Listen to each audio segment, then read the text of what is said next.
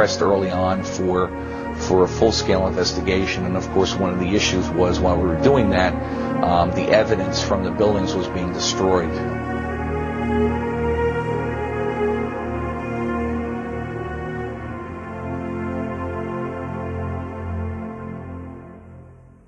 From the very first instance, it was about Iraq, it was about what we can do to change this regime.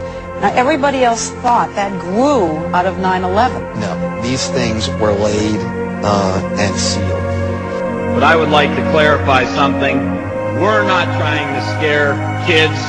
This president's foreign policy is what's scaring the kids of this country. And that people have said today, why are people believing this? Why are people believing this big internet hoax? Well, it's the same people that told us Saddam Hussein had something to do with 9/11. Same people that told us Saddam Hussein had weapons of mass destruction. Same people that told us we were going to be able to use the oil for reconstruction money. Same people that told us that we'd be greeted as liberators, not occupiers. Same people, same president that told us the Taliban is gone. Same president that told us that Poland is our ally 2 days before they pull out. Same president that tells us Iraq is going just great. Same president that tells us the economy is going just great. Same people that told us the tax cut was going to create millions of jobs. So please forgive us for not believing what you're saying. Please forgive the students of this country for not believing what you're saying. Not one thing about this war that has been told to the American people or that has been told to these college students has been true. Not one thing. Contrary to how we practice politics today in this country, there is some market for the truth.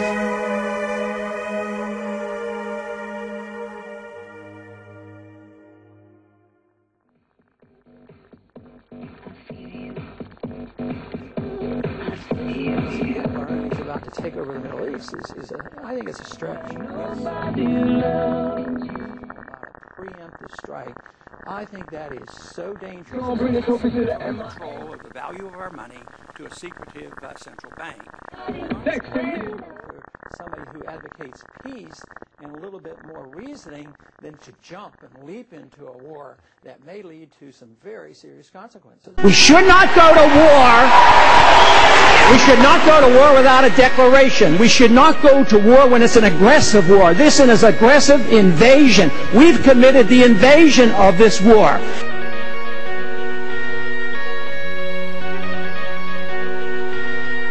We've lost over 5,000 Americans over there in Afghanistan, in Iraq, and plus the civilians killed. How many more do you want to lose? How long are we going to be there? How long? What do we have to pay to save face? And we should have peace and prosperity. That should be our goal. We in foreign policy ought to have a golden rule. We ought to treat others as we would want others to treat us. And we don't treat others so fairly. We treat them like we're the bully, that we're the policeman of the world, and we're going to tell them to behave. If they don't listen to us, we bomb them. If they listen to us, we give them more money. And it's bankrupting this country because we don't live up to our principles. The principles are embedded in our Constitution. The purpose of the Constitution is to restrain the government, not to restrain the people.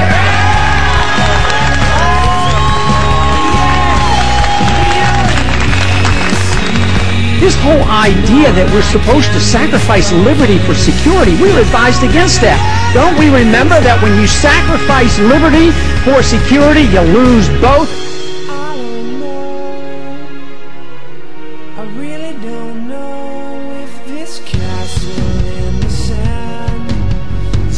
Start by repealing the Patriot Act.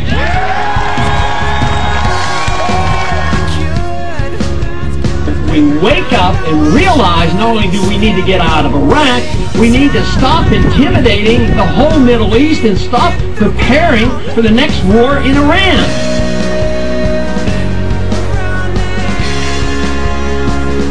We could suspend all efforts for the national ID card.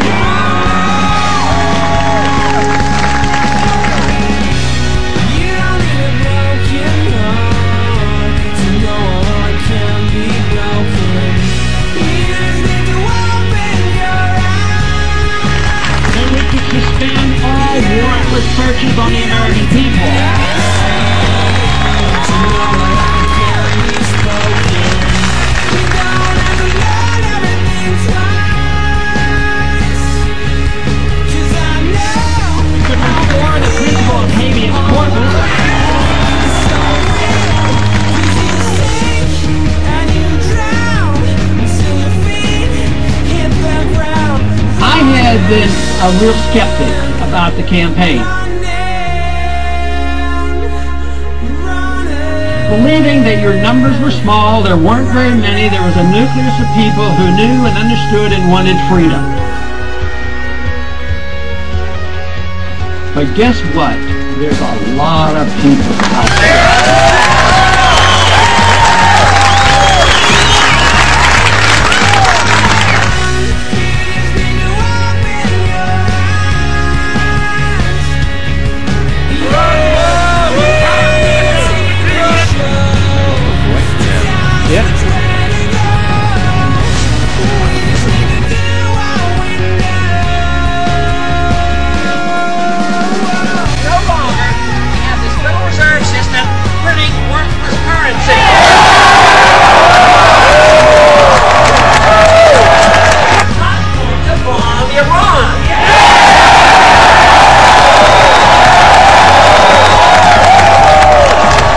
Welcome to the Freedom Revolution.